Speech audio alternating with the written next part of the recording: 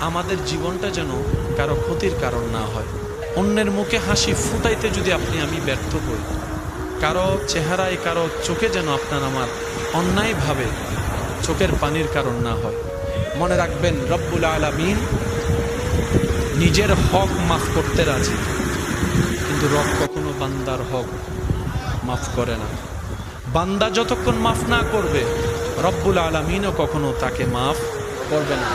অনেক জান্নাতে যাওয়ার মতো ইবাদতে যোগ্য ব্যক্তিও হাসরের ময়দানে ধরা খেয়ে যাবে জিহ্বার কারণে, হাতের কারণে।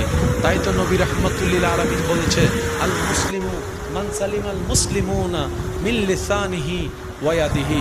ও আমার ইমানদার ভাইয়েরা, একটু চেষ্টা করলে কঠিনটাও সম্ভব।